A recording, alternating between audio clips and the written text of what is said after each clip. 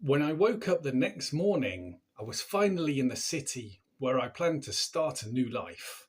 Guayaquil, Ecuador, a tropical coastal city on the Pacific Ocean. I didn't know anyone there, I didn't have a job, and I still only had a few £100 to survive on. So the first thing I needed to do was figure out what life in this city was actually like. In the last video, I travelled from Quito down through the Andes Mountains and arrived in Guayaquil late at night.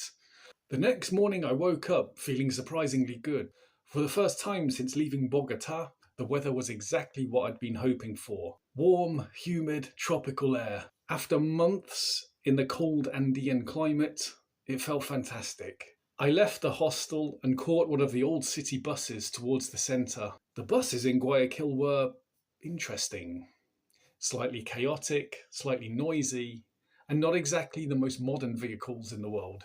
But they got the job done. Eventually, the bus dropped me off near the riverfront. Guayaquil sits on the banks of a huge river called the Guayas. Standing on the waterfront promenade, you can see the river stretching out for miles. It's wide, muddy, and incredibly slow-moving. The city actually reminded me a little of London in that sense, built around a massive river on the estuary, or nearby the estuary. While walking around the city, I bought some freshly sliced mango from a street vendor.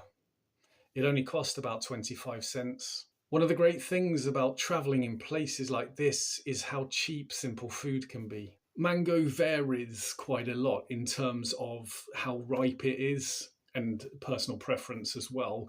I like mine fairly ripe, so it's nice and golden yellow. Actually, in Bogota, you can eat it like that, yellow and ripe. You can also have it green and unripe, and you season it with salt and spice, which I don't like because it's too crunchy and sour. The salt offsets the sourness, but I don't really like it like that. I only like yellow mango. After exploring for a while, I eventually do.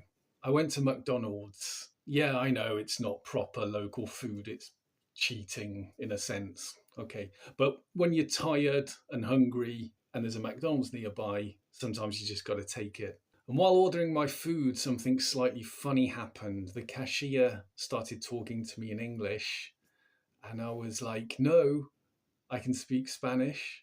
I'm not here to talk English. One of the reasons I travel is to practice the language. So I replied in Spanish and said, I don't speak English. No hablo inglés. My time in South America, I always insisted in speaking Spanish. Apart from in my English lessons, obviously we spoke English then. After lunch, I tried to find my way back to the hostel, and that's when I discovered another small challenge. The bus system in Guayaquil didn't really have clear route maps, so figuring out which bus went where involved a certain amount of trial and error. On my first attempt, I got completely lost. The bus went in a direction I didn't recognise. Eventually, I had to get off and take another bus back the other way. Later that day, I realised I'd lost $5 somewhere, probably while getting on or off one of the buses. That doesn't seem much now, but at the time that was quite a lot of money for me. When you're travelling on a tight budget, every bit of money matters. But once again, I reminded myself of the experiment, not to get angry or worried. Things are working out. And looking back now, that first day in Guayaquil was really about orientation, getting a feel for the city, figuring out how things worked. But I remember the first time I walked out the hostel, I knew this was the right place for me. Just the vibe of the place, the weather as well. I knew I'd made the right decision. Because up until that point, it had just been all travelling. Now it was time to start building something. The next day, something interesting happened. I started thinking about how I might be able to stay in the hostel without spending money. And that idea would lead to something that completely changed my situation in Guayaquil. Because within a few days of arriving, I would end up with a place to stay and a bit of a job.